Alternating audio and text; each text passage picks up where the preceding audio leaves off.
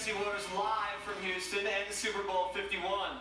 But before we get to the big game, we need to talk business. Democrat resistance to President Trump became dangerous this week.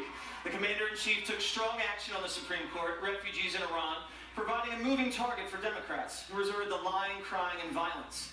Here's Senate Minority Leader Chuck Schumer reacting to Trump's temporary travel ban for terrorist nations. This executive order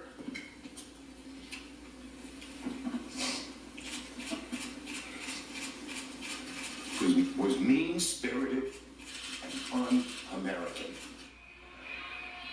Did Schumer shed tears when American vets died on secret VA waiting lists? Or when a 5-time deported illegal alien felon shot American Kate Steinle dead in the streets of Sanctuary City, San Francisco? He did not. Those were tears of a clown.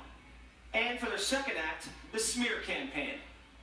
We have a leader who has repeatedly demeaned women, wants to defund organizations that benefit women, calling on the media to shut up, specifically wants to give preferential treatment based on religion. Are these values really much different than the Taliban's? What's making America less safe is to have a white supremacist named to the National Security Council. So the White House is the home to the Taliban clan? It does not get worse than that. Of course, the corrupt press doesn't hold these women accountable for their lies. So, out of power and out of ideas, here comes Senator Tim Kaine, who would have been Hillary Clinton's vice president. What we've got to do is fight in Congress, fight in the courts, fight in the streets, fight online, fight at the ballot box. We've got to fight in the streets? Imagine if a Republican senator told the Tea Party to do that.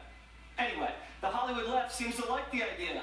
Listen to what Robert De Niro said about our president. How dare he say the things he does? Of course I want to punch him in the face. Did you notice the left-wing crowd clapping? The crowds in Berkeley, California, and New York City did more than just clap this week.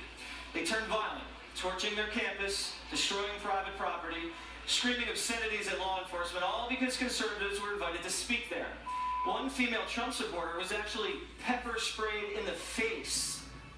The radical left in America now resembles radicals in the Mideast.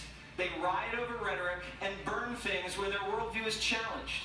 The violent Muslim mob mentality that we see in places like Afghanistan has now come to America's coasts. But instead of condemning political violence, the faces of the American left are egging it on. Liberal comedian Sarah Silverman calling for a military coup against President Trump on Twitter, tweeting, "Wake up and join the resistance. Once the military is with us, fascists get overthrown. Mad King and his handlers go bye-bye." Remember another Sarah Palin, was crucified just for putting a target on a map where Republicans were aiming to pick up Democrat House seats. But there's a different standard for Democrats. Here's a liberal publication actually putting crosshairs on the president's head. Shameful. So the bottom line, this should stop now before someone really gets hurt.